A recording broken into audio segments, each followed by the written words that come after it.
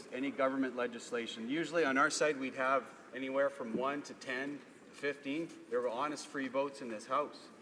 And I just would challenge the other side to have a free vote on this on their side.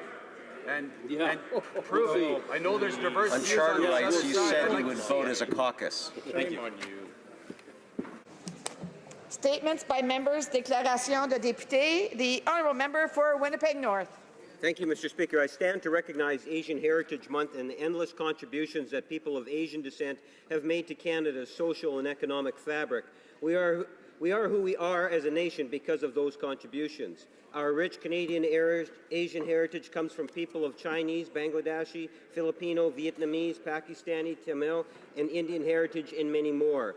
Special events can be found year-round and have become a part of who we are as a nation. For example, I think of Chinese New Year, the many summer Filipino fiestas, or our fall Diwali celebrations. We should all take pride in our Asian community as it continues to grow in many ways, and in the very real way, how it has become a part of the very fabric of our society and who we are as a nation. To quote our Prime Minister, we are stronger not in spite of our diversity, but because of our diversity. Our Asian Canadian community helps make Canada one of the best countries of the world. Thank you, Madam Speaker. The honourable member for Brandis Souris. Madam Speaker, it gives me great pleasure to rise today to congratulate the Brandon Wheat Kings on clinching the Western Hockey League Championship in Game 5 last week in Seattle. I know all of Westman is proud of their Wheat Kings as they have played with grit and determination throughout this whole season. Under the tremendous leadership of Kelly McCrimmon, these upstanding young men are role models both on and off the ice.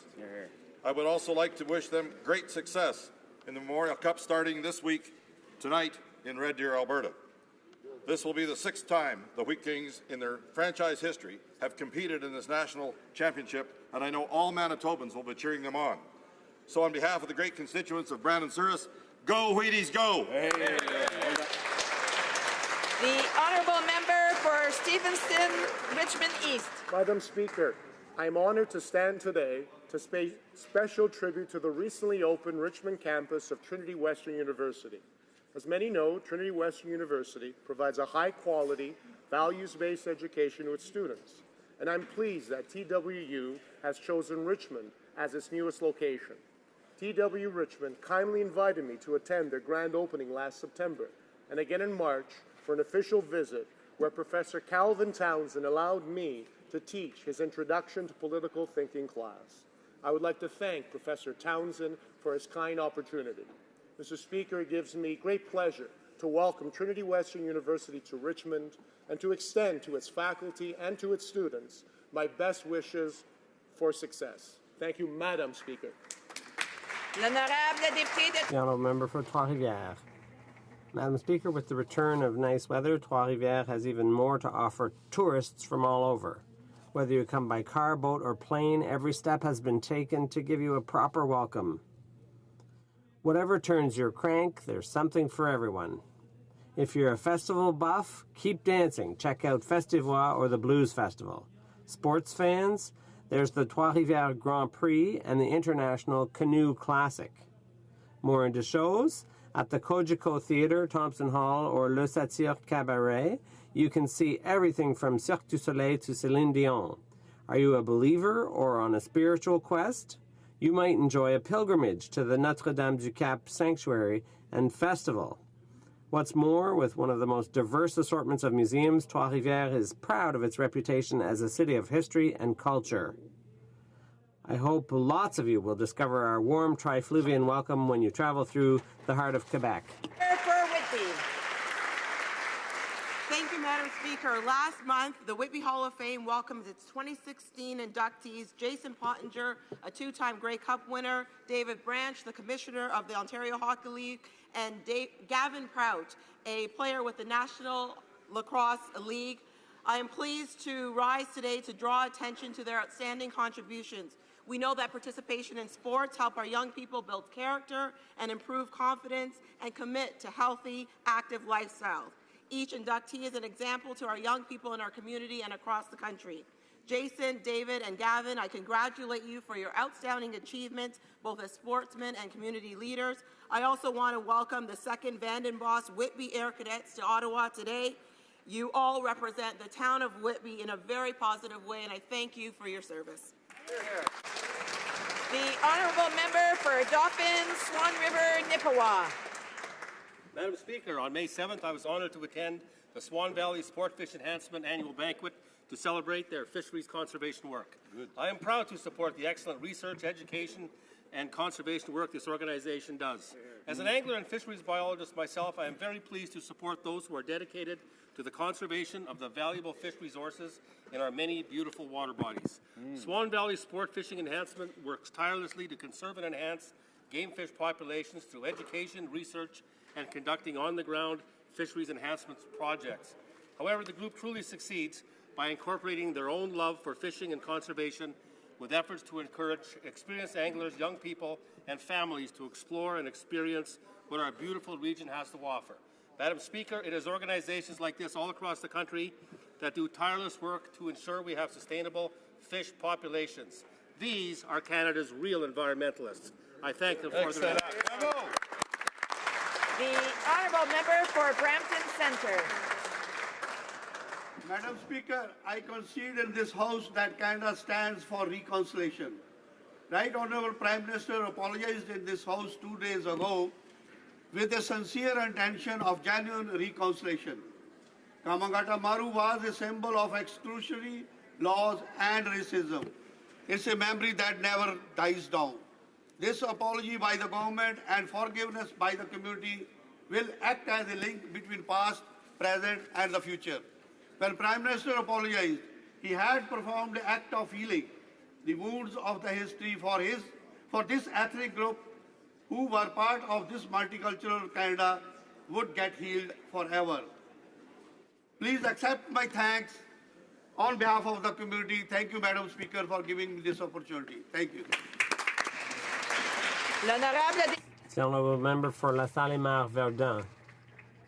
Madam Speaker, it's a pleasure for me to rise in the House to talk about an organization that is a credit to my riding of La Salle-Mar Verdun and to the City of Montreal. Founded in 1991, Station Famille aims to support young families by equipping them with coping skills, education, and training so that they can thrive.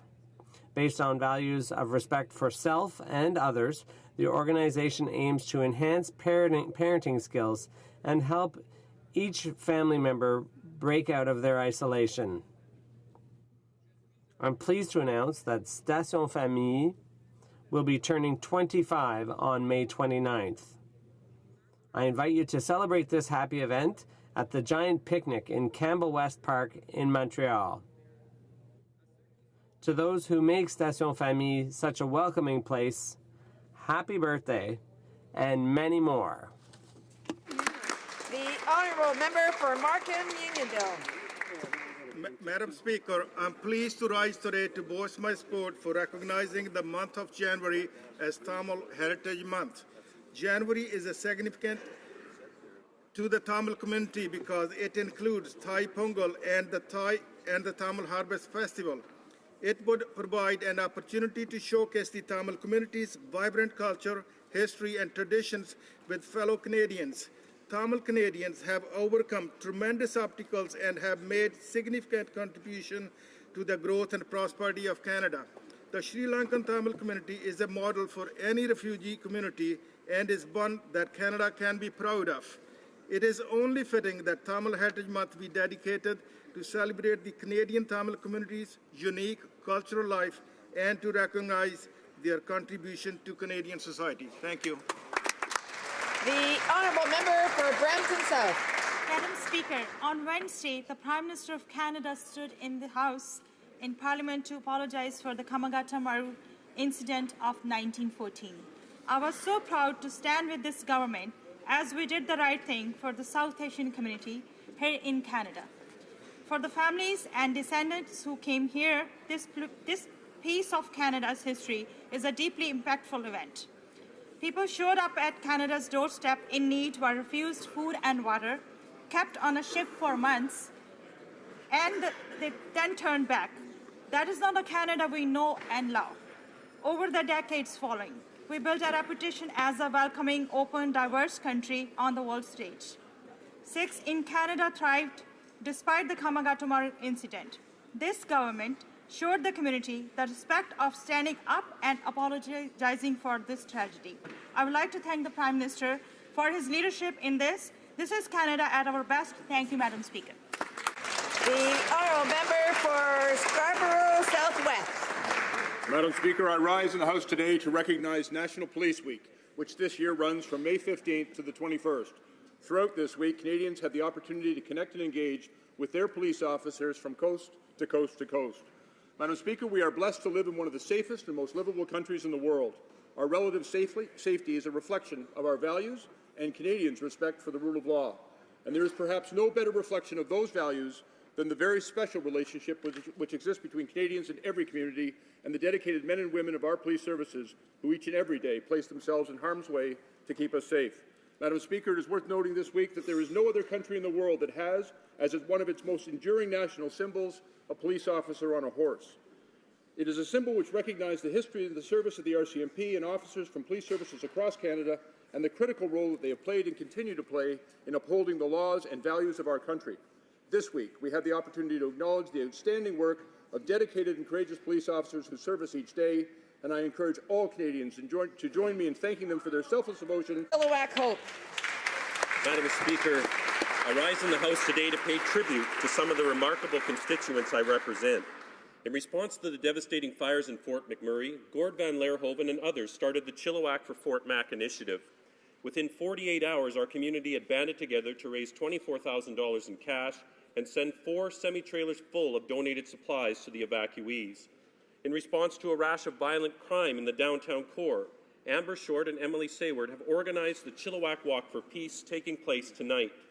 As they've said, let's remind ourselves that Chilliwack is a place filled with incredible people who want nothing but the best for their neighbour. In both of these examples, people have seen a problem and have decided to take action and become a part of the solution. I'm proud to represent the people of Chilliwack Hope in this House and salute the efforts of so many to make our communities a better place in which to live. The honourable member for Richmond Hill. Madam Speaker, at the age of 18, I left Iran in pursuit of my education. I could have not imagined then one day I would earn the honor and privilege of standing in this House. I'm proud to be an Iranian. I'm proud to be a Canadian. I bring a unique perspective to this House few before me have. I understand the challenges and aspirations of many Iranian Canadians. A regime does not define its people, just as the divisive nature of our previous government did not define the Canadian values.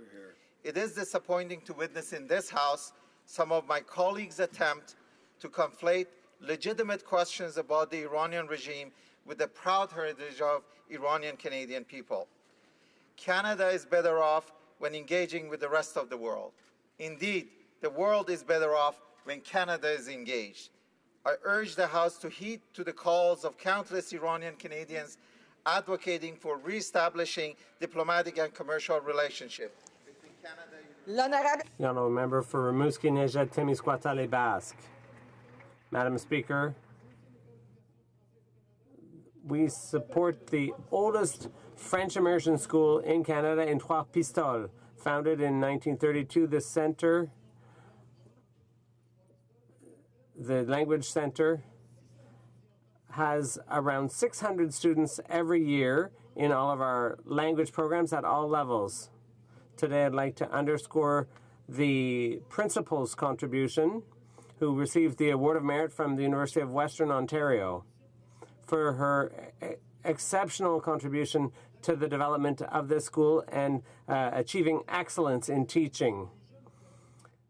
The principal is very encouraging to all students, and one of the former students enjoyed the experience so much that they now live in the area.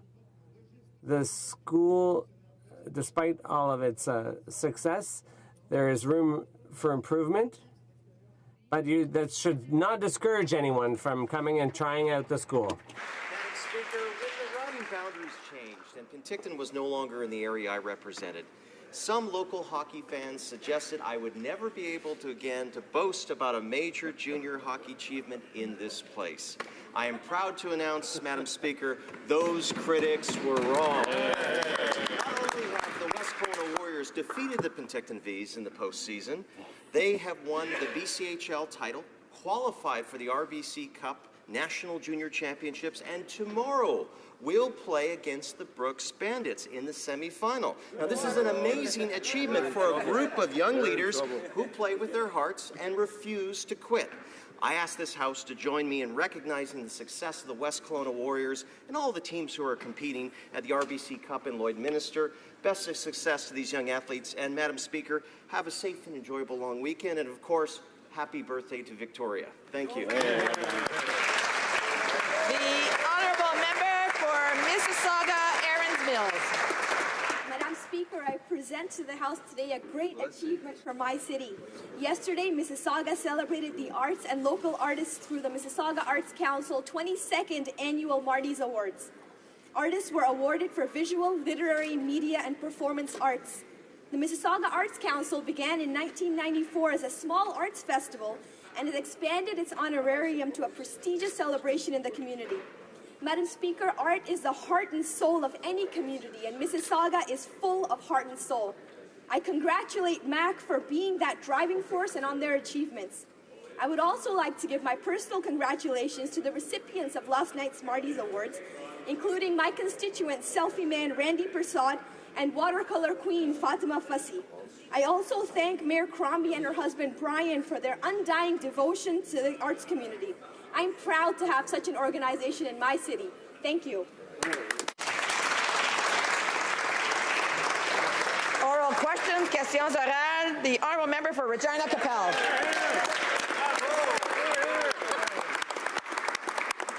Mr. Speaker, my question is for the President of the Treasury Board, and it relates to a situation many public servants are facing, including people from all our ridings. Thousands of employees and contractors are caught making tough decisions for their families because they have been going for weeks, sometimes months, without a paycheck. What is the Minister doing in order to ensure these hard-working public servants and contractors are getting paid in short order? The Honourable Parliamentary Secretary.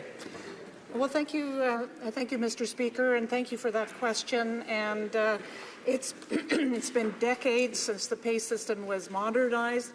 This government is working to have a pay system that supports the hardworking members of the civil service. There's a few glitches on the way, and they are being attended to as quickly as possible. And we will have a system that pays accurately and effectively in short order.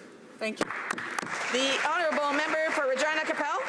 Mr. Speaker, motion number 6 was the most anti-democratic proposal that this Parliament has ever seen. It removed all power from the opposition to hold this government to account. The motion would have given control of the House to the Cabinet, and it gave us a glimpse of what the Liberals are prepared to do when they don't get their own way. They've shown Canadians that they can't be trusted with the power that has been given to them. Now when it comes to changing the way we vote, now more than ever, Canadians need to have the final say. Will they commit to holding a referendum before they make any changes to our electoral system? The Honourable Minister. Madam Speaker, it's great to see you in this chair on this wonderful Friday. I'd like to remind the House that any changes that we make to the electoral system will only proceed if Canadians deem it legitimate and if we have their consent. We will work with all members of this House to ensure that the voices of those Canadians with disabilities and exceptionalities, new Canadians, Indigenous persons, and those who are often marginalized are included in this important conversation. Hear, hear. The honourable member for Regina Capel.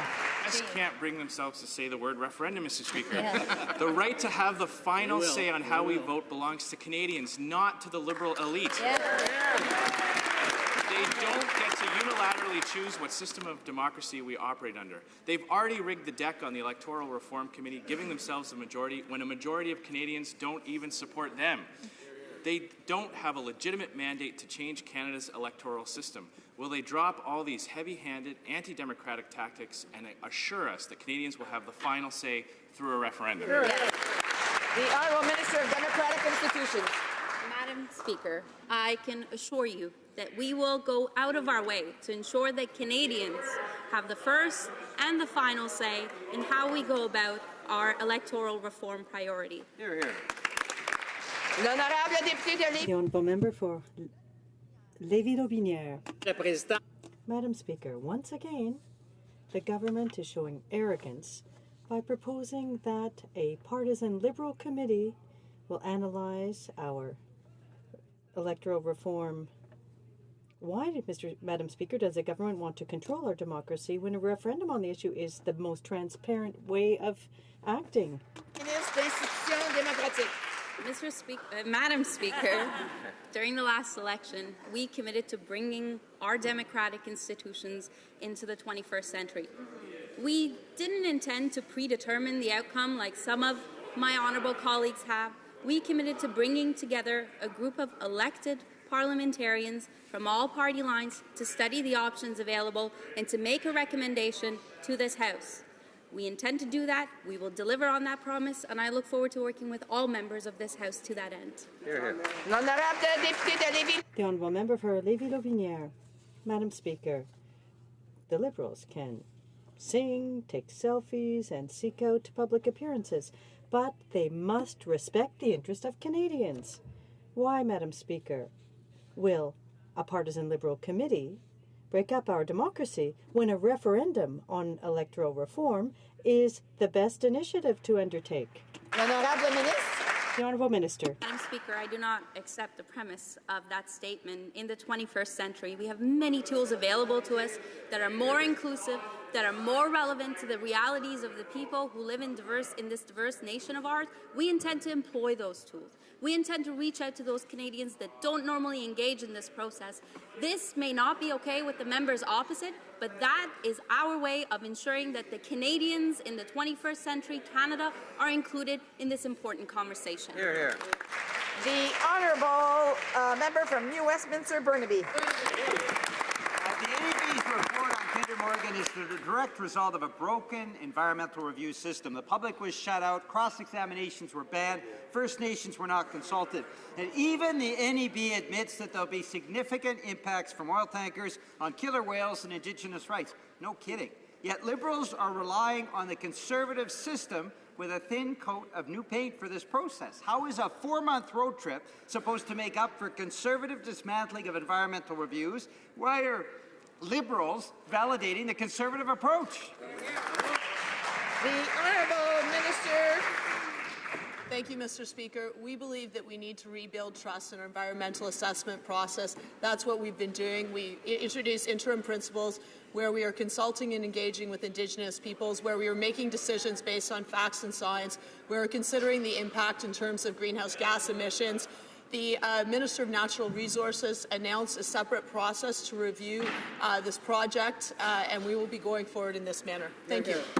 Honourable member for a New Westminster, Burnaby. On access to information, too, it's same as the old government.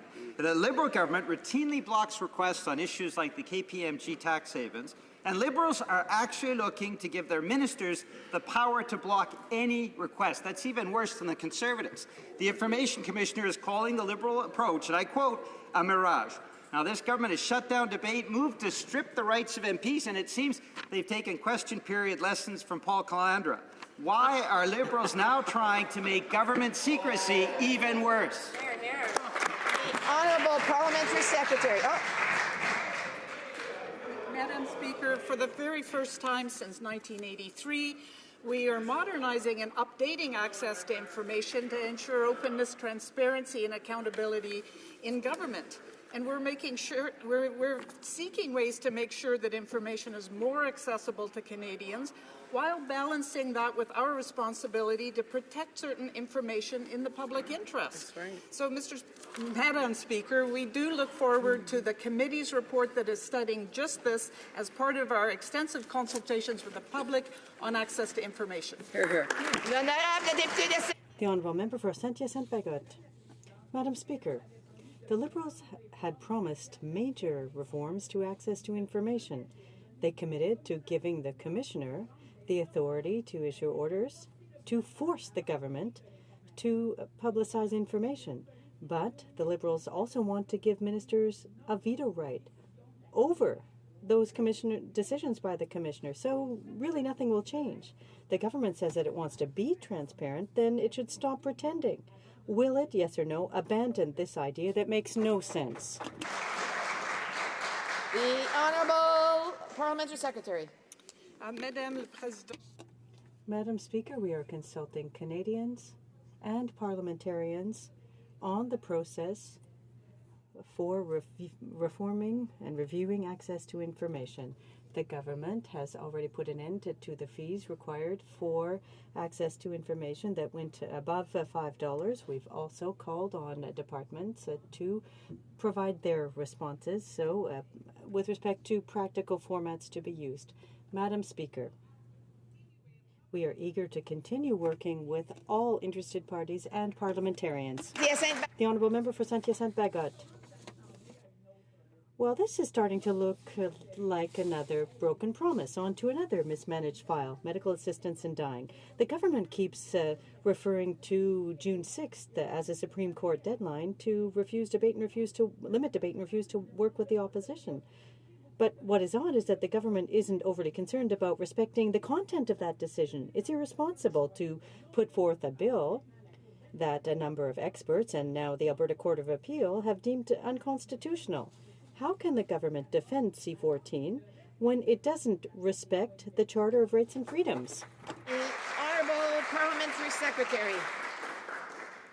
Madame la Présidente.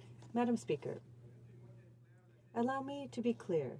The decision by the Court of Appeal for Alberta did not deal with the C-14. Under Carter, the Supreme Court told us that the Parliament was in the best position to put in place a framework for medical assistance in dying with the required safeguards. That is what we are doing. The decision from Alberta underscores the need for having legislation in place by June 6th. The Honourable Member for Beauport, Côte-de-Pré, Île-d'Orléans, Charlevoix. Madam Speaker, that government is not respecting Canadians.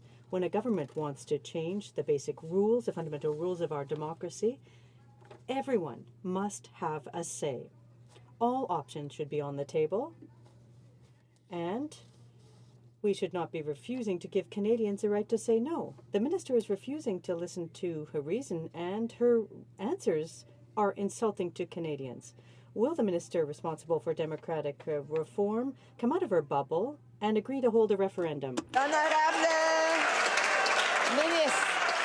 Honourable Minister. Speaker, when the former government decided to make significant changes to the Fair Elections Act, did they consult with Canadians? No. Did they consult with parliamentarians? No. Did they include the voices of those Canadians that would be most affected by those changes? They did not. We will not take any lessons from the former government. We will ensure that we learn from their mistakes and bring our electoral system into the 21st century in a responsible and inclusive manner.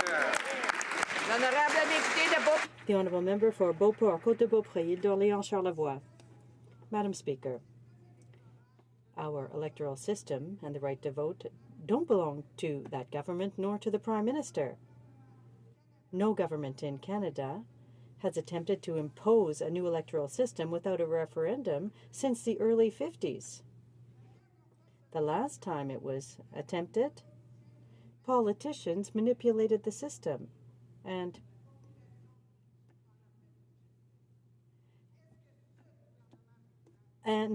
I want to know whether this government will listen to Canadians, will seek out consent from Canadians before changing the electoral system. Democratic Institutions. Speaker, it appears that the member opposite may need a reminder of historical events. In 1872, Canada adopted the secret ballot. In 1918, women began to be extended the franchise. In 1920, the office of the Chief Electoral Officer was established. In 1960, voting rights were extended to Indigenous persons, and in 1970, the franchise was extended to those under the age of 21. All of these changes occurred without a referendum. It took leadership. It took a willingness on all members to work together. Let's repeat history and do this right, Madam Speaker. The honourable member for Bow River. Thank you, Madam Speaker. So every other time that Canadian governments have changed, not just added in little changes, they've tried to use the referendum, and it didn't work at the ballot box. They used a ballot box question. Ontario, BC, and PE have all tried it. This is changing fundamentally the system. People of Bow River riding and right across Canada deserve a say in making such a crucial change in the democratic process. Can the Liberals explain why they will be making these changes unilaterally without first taking it to a referendum? If the members opposite believe that extending the right to vote to women is a little change, it appears we are on completely different pages. If the members opposite believe that extending the right to Indigenous persons is a little change, we need to have a different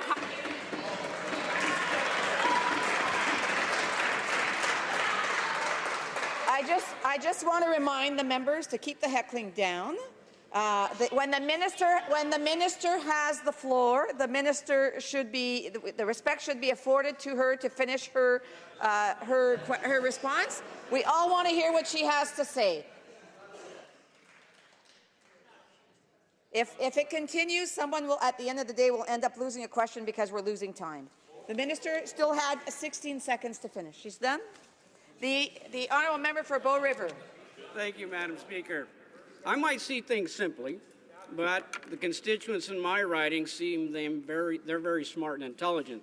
They believe when considering change, you evaluate current practices versus change. Can the Liberals explain why their options do not include first past the post? Why can't Canadians have this choice in a referendum? Right. The honourable minister. Madam Speaker, the system we currently have was inherited from the 19th century. We currently exist in a multi-party democracy. We currently exist in a Canada. I want to remind the member for St. Albert to pay some respect to the House here. Thank you. The honourable minister.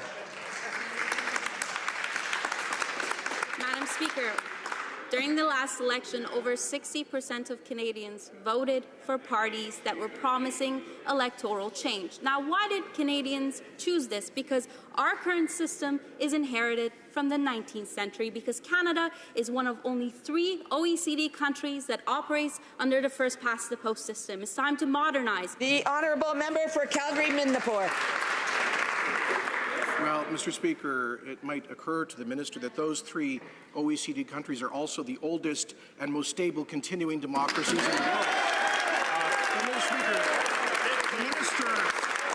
the minister has been misleading this place by citing referendum turnouts at the provincial level. The fact is this: in 1992, last time we had a national referendum, 72% of Canadians voted versus 63% in the last 3 federal elections.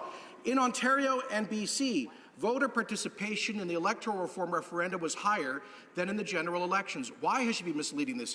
The Honourable Minister of Democratic Institutions. Madam Speaker, let's talk about the facts. The Ontario referendum and the BC referendum did not include nearly half of the population of those provinces. Now, I understand that that is okay for the member opposite. I understand that the voices of half of Canadians who will be affected by these changes is not relevant to the member opposite. That is not the way we do things. That is not what we promise Canadians. We will ensure that we embark on this process in an inclusive and responsible manner, unlike the members opposite. The honourable member for Calgary-Midnapore. Well, that non-answer reminds us of why Chantal Hébert characterized this minister's responses as asinine, disingenuous, discredited, farcical, and insulting our intelligence, Mr. Speaker, because in fact, the voter participation in those provincial referenda were higher than in the general elections. People are more prone to vote on the quasi-constitutional nature of their electoral system. 72% of Canadians voted in the Charlottetown Accord. Why does she want to exclude the voices of millions and millions of Canadians? Honourable Minister. 50% voter turnout is okay. We have a philosophical disagreement about our responsibility and the opportunities that exist for this Parliament to modernize our electoral system. Madam Speaker, those who don't engage traditionally in the electoral process, like young people whose voter turnout has been dwindling for the past 20 years, with the last election being the exception, deserve to be included in this conversation. The member opposite may not believe that, but we do. Here, here. The honourable member for Regina Louvain. Madam Speaker, steel mills in Regina and across Canada have been hit by layoffs. The Minister of Procurement told committee that just 19% of the steel in the new Champlain Bridge will be made in Canada. She couldn't tell us whether Canadian or offshore steel will be used in the Alaska Highway, the Alexandria Bridge, or other major federal infrastructure projects. What will the government do to encourage the procurement of Canadian steel to support good jobs in our communities? The Honourable Parliamentary Secretary. This government is committed to open and transparent competitions that balance the socioeconomic needs of this government and this country with those of the industry that we have in this country. So we are committed to looking at that and understanding what the best balance in those procurements will be. Thank you. The Honourable Member for Hamilton Mountain. Madam Speaker, steelworkers in Hamilton and other communities across Canada have suffered from the economic downturn and foreign takeovers, also from the unfair competition with subsidized foreign steel. This week, the U.S. imposed a 5-fold increase in tariffs on Chinese cold-rolled flat steel due to the unfair subsidies and dumping. But in Canada, all we get are consultations. When will we see real action and the Liberals to stop steel dumping and protect good Canadian jobs? The Honourable Minister. Madam Speaker, I am very seized of the issue and share very much these concerns about Chinese steel dumping. I have been consulting actively, including most recently in Arequipa, Peru, where I was at the APEC Trade Ministers meeting. We are working hard, particularly with our EU and US counterparts on this issue. It is an urgent matter for Canadians, and we're working towards a solution. The Honourable Member for Portage-Lisgar. Madam Speaker, yesterday the National Energy Board recommended the Kinder Morgan pipeline project for approval. It's a clear statement that building pipelines in Canada is in the best interests of Canadians. The Liberals' own environmental assessment said that oil is going to be extracted somewhere, so it should be right here in Canada. Will the Liberals accept the science-based study of the National Energy Board and approve this project and all the economic benefits that come with the Kinder Morgan project? The Honourable Parliamentary Secretary. Thank you, Madam Speaker. And as we said, and we promised Canadians, we would put together a panel, creation of a panel to, a ministerial panel, which is one action our government is taking to ensure major resource projects carry the confidence of Canadians. We have asked that the panel members travel the pipeline route, hearing from and talking to Indigenous peoples and local communities along the proposed route, report back to the Minister by November 1st for a decision on or before December. The Honourable Member for Portage-Lisgar. Speaker, this panel is confusing for everyone, even the Parliamentary Secretary. This panel is going to reconsult with those who have already been consulted. The evidence clearly shows that this project can go ahead safely and responsibly. How can 3 people be expected to have a more thorough process than a process that was going on for over 3 years? What's missing from the arm's length National Energy Board process that's causing the Liberals to delay this important job-creating project? The Honourable Parliamentary Secretary to the Minister of Natural Resources. Madam Speaker, in January, the Premier of Alberta herself spoke positively about our panel and its role of consulting those who believed they were not heard, and its goal of helping to inform the process of getting our natural resources to market sustainably. Madam Speaker, we are building bridges and relationships with our Indigenous peoples, industry partners, and communities along the project. And we look forward to doing that work. Thank you. Honourable member for Lakeland. Madam Speaker, the Liberals are deliberately creating instability in the energy sector. Let's hear what experts have spoken at the Natural Resources Committee have to say. The Canadian Energy Pipeline Association said that, quote, right now it's not clear how they're going to get to the outcomes with the current process. It's a bit up in the air. Suncor said that project delays, quote, increase uncertainty and make investment more problematic. Why are the Liberals driving away investment in Canadian energy and creating more uncertainty for this struggling sector? The Honourable Parliamentary Secretary. Thank you, Madam Speaker. I'm pleased to inform the member opposite that in addition to the panel and to ensure that all Canadians have the opportunity to be heard, an online engagement tool will be launched when the panel begins its work in early June.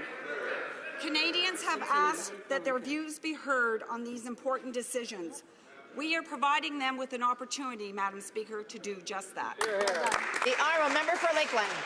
Madam Speaker, pipelines are the safest way to transport energy, contributing $11.5 billion to our GDP and creating more than 33,000 jobs last year. Yesterday, the NEB approved the Kinder Morgan pipeline after a very thorough assessment. Meanwhile, the Liberals have introduced redundant review principles, adding more uncertainty to the process and undermining the credibility of Canada's regulatory institutions. Will the Liberals accept the NEB's expert recommendation and approve the Kinder Morgan pipeline? The Honourable Parliamentary Secretary. Thank you, Madam Speaker. We have indeed received the 39,000-page report from the National Energy Board, and we will review that report. However, Madam Speaker, we have heard from Canadians that they did not have confidence in the flawed process that has been used over the past 10 years. And indeed, we have committed to ensuring that Canadians have a voice, that our Indigenous peoples are consulted, and communities along the proposed route. And when that report is received November 1st, it will be considered with the decision on or before 19th of December. Thank you. The Honourable Member for Churchill, Kiwatanuk, Askey. Madam Speaker, this week we heard more stories of the appalling abuse of temporary foreign workers, people treated like slaves, paid $2 an hour, having their health care being taken away, and deported when they're being injured on the job. Hard to believe this is Canada in 2016. While the minister has called this exploitation unacceptable, what we haven't seen from this government is a commitment to actually hearing from migrant workers directly and a plan of action to end the abuse. So when will the government step up and the minister will step up and take action to end the exploitation taking place under her watch? The Honourable Parliamentary Secretary. Well, Madam Speaker, I share the concerns, as does the minister, with the questioner. Certainly, the Temporary Foreign Workers Program has been of concern. We talked about it in our platform, as did the NDP talk about undertaking and review. We know that committees are masters of their own destiny. That's why I was surprised as the parliamentary secretary to see that this member herself, when she had an opportunity to convince the committee to undertake a study, she led with EI and not with temporary foreign workers. So I suggest that study go back and encourage those people. The Honourable Member for Cowichan, Malahat, Langford. Yesterday, the Liberal government announced they will allow the sale of genetically modified salmon in Canada. And to make matters worse, the product will not be labelled. Madam Speaker, 90% of Canadians have said they want genetically modified products to be clearly labelled, and salmon producers are concerned consumers will stop buying salmon altogether if they can't tell which ones have been genetically modified. Why is the government ignoring the concerns of both producers and consumers and allowing the sale of genetically modified salmon without clear labelling? The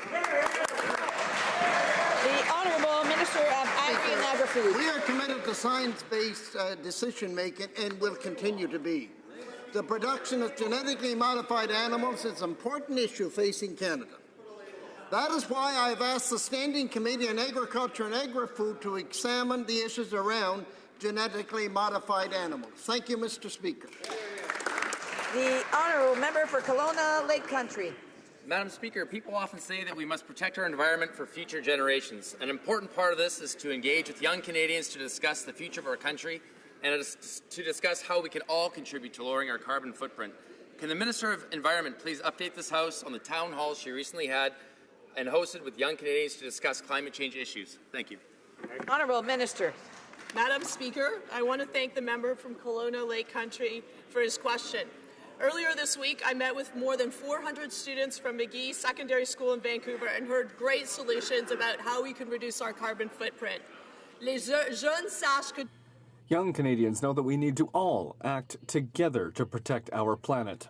posted to Canada's climate change website, and I encourage all Canadians, including all parliamentarians, to share with us their ideas and how we can address climate change at letstalkclimateaction.ca. Parlons action pour. Let's talk about climateaction.ca. For Kelowna, for Saskatoon University. Mr. Speaker, the Prime Minister and President Obama announced that a new softwood lumber agreement would be made within 100 days. Well, the clock is ticking. Time is running out. Over half of Saskatchewan is forested. Forestry is northern Saskatchewan's largest industry. It generates $1 billion in forest product sales, $800 million in exports, and directly employs 4,000 Canadians. What is the Trade Minister doing to keep forestry workers in Saskatchewan employed by securing U.S. market access? The Honourable Minister. Thank you for the question. Madam Speaker, I am very seized of this issue, and I am personally extremely aware of the softwood lumber issue for Saskatchewan and indeed across Canada. This week, I met for 1 hour with USTR Mike Froman in Arequipa, Peru. I met also with Christy Clark, the Premier of BC. This morning, as we are speaking, our ambassador to the U.S. is meeting again with Ambassador Froman to discuss the issue, and I'm pleased to report to this House that a U.S. negotiating team on softwood lumber is coming to Ottawa next week to continue our negotiations. The Honourable Member for Caribou Prince George. Well, let's see if we can get her to say seized one more time, Madam Speaker. Madam Speaker, we are two-thirds the way through the 100 days and no closer to bringing home a new softwood lumber agreement, regardless of what the Minister of Trade says. The Liberals have pitted Canada's small forestry producers against the large producers. They have left them out in cold. These are the very same large Canadian forestry companies that are growing their U.S. operations while moving Canadian jobs out of this country. The Liberals are playing both sides of the border, Madam Speaker. When will the Liberals start protecting Canadian jobs and bring home a new... The Honourable Minister. Thank you for the question. Madam Speaker, I think I'd like to start by reminding the Honourable Member that the previous softwood lumber agreement expired under his government's watch. That's okay with us. We are used to cleaning up the economic messes the Conservatives left for us. We are working very hard on the softwood lumber agreement. As I have explained, I personally spoke with Mike Froman this week. Negotiators are coming next week. The Honourable Member for Chilliwack Hope. Madam Speaker, the Minister of Fisheries advisory panel to study northern shrimp allocation is woefully unbalanced and biased. 3 of the 4 panel members are from Newfoundland and Labrador, including Trevor Taylor, a former member of their House of Assembly.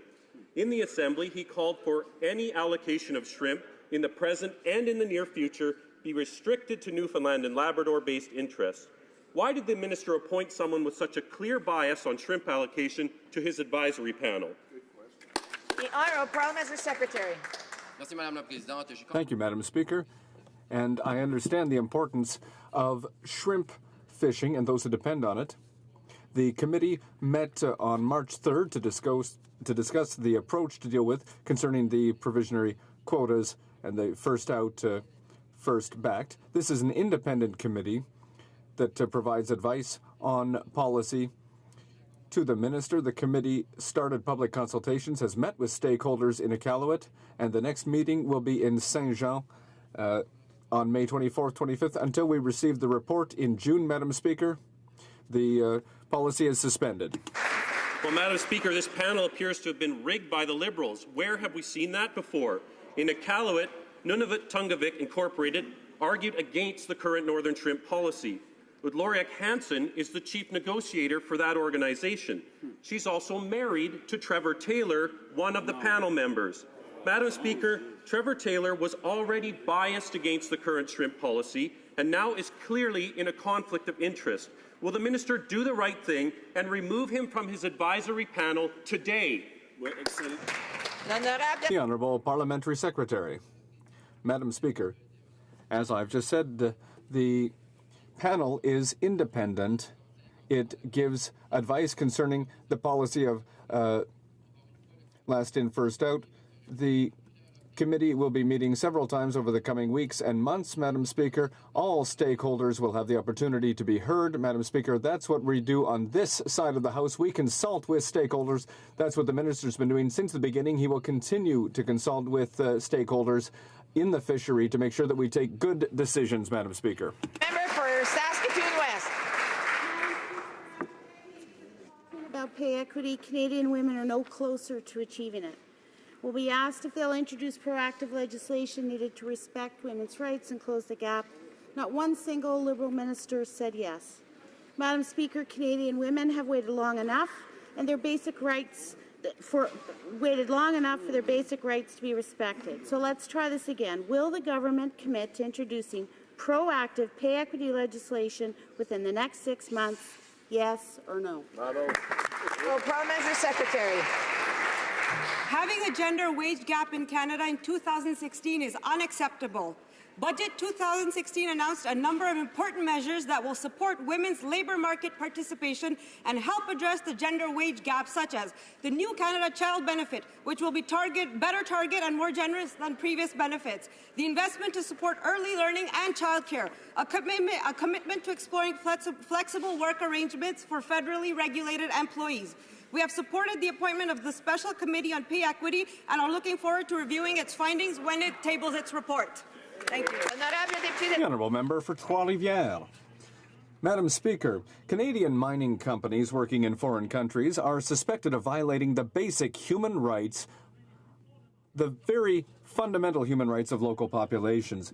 This is still happening, but the minister is doing studies instead of taking actions. And yet the Liberals, when they were in opposition, supported the NDP proposal of establishing an independent ombudsman with investigative power to end these kinds of activities by Canadian mining companies. Why is the minister ragging the buck instead of taking action? The Honourable Minister. Merci pour la question. Thank you for the question, Madam Speaker. Canadians expect that Canadian businesses that work outside of Canada respect human rights and labour rights. Work of our mining companies abroad, and I met last week with our corporate social responsibility councillor. We are looking into ways to strengthen protections concerning the work of our mining companies abroad. It's an issue we're concerned with, and we're working with industry and with NGOs on it. The Honourable Member for Beauport-Limoilou. Madam Speaker, in the election campaign, the Liberal Party made a solemn commitment in writing, and I have the proof in my office, to never force veterans to fight the government in court. This government is so incredibly arrogant that they think they can pull a fast one on veterans by increasing some benefits here and there while breaking their most important promises. Madam Speaker, the minister must respect his party's sacred commitment. When will he end the Equitas lawsuit? Honourable Parliamentary Secretary. Madam Speaker, we understand that veterans felt ignored by the previous government. But here we are as a brand new government in Budget 2016 that includes $5.6 billion to increase the benefits for earnings loss, for permanent impairment and disability awards. With these changes alone, we will make tangible improvements in the daily quality of life for veterans. Thank you. The Honourable Member for Yorkton Melville. Madam Speaker, I hope you'll give me just an extra moment today to take the time to thank the Parliamentary Secretary for Veterans Affairs across the floor for her quick response to my question on Friday. Veterans were concerned. There was nothing on their website in regards to the budget. By Monday, that was taken care of. Thank you. Madam Speaker. Veterans, thank you. Madam Speaker, the Liberal government has broken their campaign promise and forced injured veterans and their advocacy group, Equitas, back into court. However, just 2 years ago, the Liberals' promise from Charlottetown, the member from Charlottetown said the government must do the right thing. The Honourable Parliamentary Secretary. Sorry. Give me a little more time. Oh, it's okay. All right.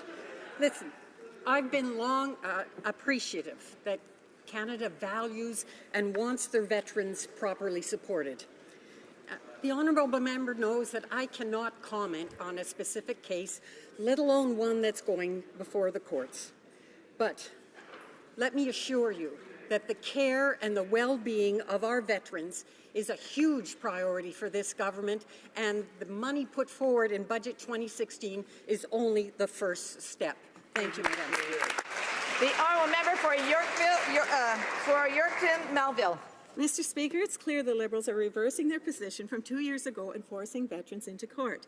And then again in the campaign, the Liberals promised not to fight the veterans in court. As late as 2 weeks ago, one of the Liberal members claimed in reference to Equitas that the Government of Canada over the decades has had a social covenant with all veterans and their families. How can the Liberals justify breaking their covenant with veterans? Another one. Honourable Parliamentary Secretary. Madam Speaker, the previous government closed offices, laid off staff, and made access to financial benefits for veterans very, very difficult. We are opening offices, we are hiring staff, and we've put $5.6 billion into improving the lives of veterans. That's what veterans want. That's what we heard at the stakeholders meetings, and that's what we're going to do. The honourable member for Mississauga-Erin Mills. Madam Speaker, women represent close to half of the workforce in Canada. However, a gender wage gap still exists. Can the Minister of Status of Women tell this House how this government is working towards reducing this gap and helping women to reach their full potential? The Honourable Parliamentary Secretary. First of all, I would like to say having a gender wage gap in Canada in 2016 is unacceptable. We are committed to working with key partner provinces and territories, help close the gap through investments in home care and palliative care, expanding compassionate care benefits, and improved access to childcare. We will work on increasing women in senior leadership roles and in key growth sectors of the labour market, including the skilled trades. Thank you. The honourable member for Brandon-Souris. Madam Speaker, for months the Minister of Agriculture has been in discussions with the Manitoba pork producers regarding steps to stop the spread of PED. Our farmers are concerned about the changes to the emergency protocol currently in place, but the Minister has refused to intervene. In fact, he's been avoiding this issue completely. So when will the Minister stop ignoring our farmers and work with the Manitoba pork producers to find a solution? The Honourable Minister of Agriculture and Thank you, Mr. Speaker, and I appreciate my honourable colleague's question, and it's because of the disease in the U.S. that we're committed to protecting, always committed to protecting animal health in Canada. That's exactly why CFIA is ensuring that trucks are washed before they come across the border in Canada. We want to ensure that we can keep the diseases out of this country with every measure possible as long as we can, Mr. Speaker. The Honourable Member for Laurentide-Labelle. Thank you, Madam Speaker. If we want to help official language minority communities continue to succeed, we need to give them the necessary resources and tools. Increasing French language training allows us to ensure that people can acquire the knowledge they need to get jobs and fully participate in society. Can the Parliamentary Secretary to the Minister for Innovation, Science and Economic Development please share with this House what the government is doing to improve access to training in their language? Thank you, Madam Speaker. The Honourable Parliamentary Secretary. Thank you very much, Madam Speaker. I would like to thank my colleague from Laurentide-Labelle for his question. Yesterday, the Minister announced $110 million in financial aid to allow the Saskatchewan Francophone Federation to renovate the Rendezvous Francophone space. The renovation work will help the Collège Mathieu inaugurate a new campus, including 2 classrooms and 2 offices. Madam Speaker, our government is committed to protecting the language rights for all Canadians when it comes to both official languages, and that is what we will continue to do. Thank you. Honourable member for Central Okanagan, Similkameen, Nicola. Madam Speaker, given the kind of week it has been, wouldn't it be great on the eve of a long weekend we could all kick back and share a fine Canadian beverage together? Have a cold one. Perhaps a BC red wine or a Nova Scotia white. Maybe a Saskatchewan craft ale, or how about an artisan spirit from Quebec? But wait, Here in Ontario, it's still illegal to directly ship these Canadian products. Say it isn't The so. recent New Brunswick court ruling could open up our Canadian economy and address these archaic restrictions. Hear, hear. Will the Liberals give Canadians a reason to raise their glasses and refer this decision to the Supreme Court? Madam Speaker, free the beer! The Honourable Parliamentary Secretary.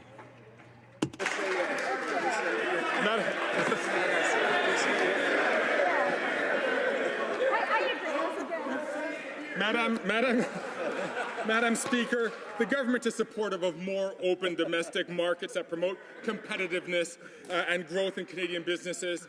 In recent years, the government has worked to facilitate interprovincial trade of alcohol, amending the Importation Act to remove restrictions on individuals bringing wine, beer, and spirits for personal consumption from one province to another.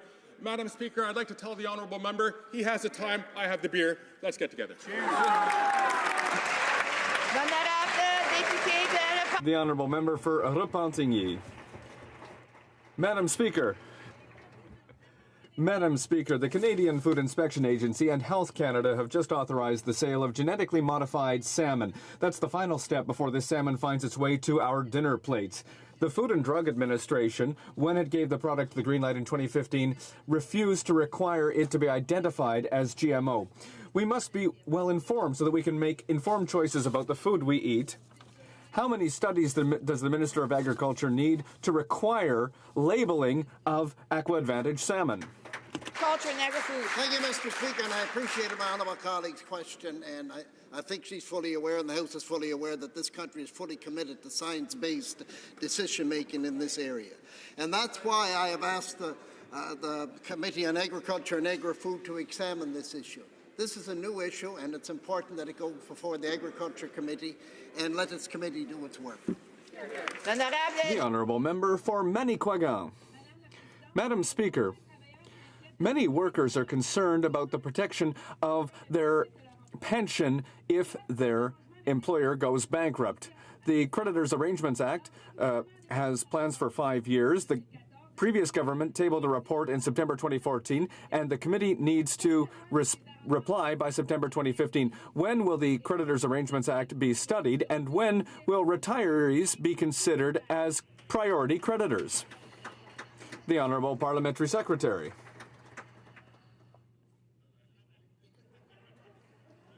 Madam Speaker, our government is very concerned by the situation of retirees who wish to protect their pensions.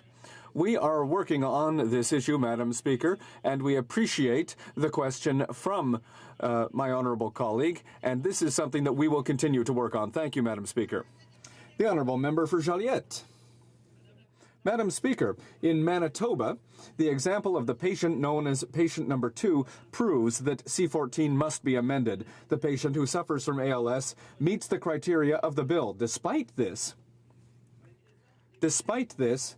the doctors providing care are afraid of being sued because of a lack of clarity concerning the idea of a reasonably foreseeable death. Will the government accept the Bloc Québécois amendment, which will remove this idea, this idea of a naturally foreseeable death, which is a sword of Damocles hanging over our healthcare producers? And please give us a clear answer.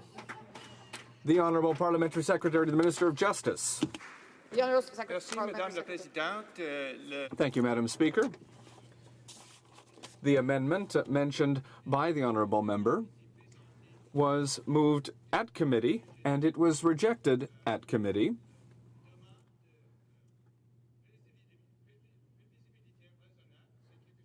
Reasonably foreseeable is clear in the definition. This is something that must be there to define and give assurance to doctors who offer the service. That's the end of question period. Dépôt de documents, tabling of documents. Déclaration de ministres. Statements by ministers. Tabling of reports from interparliamentary delegations. The Honourable Member for Brampton North.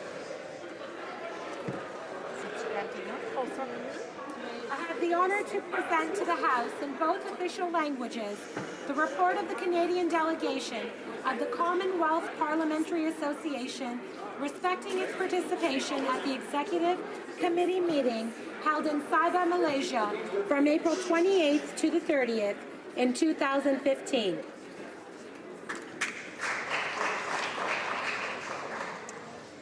Reports from interparliamentary delegations.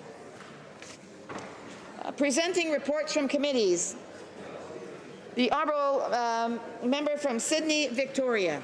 Thank you, Madam Speaker. I have the honour to present in both official languages the first report, the Standing Committee on International Trade, entitled Main Estimates 2016-2017.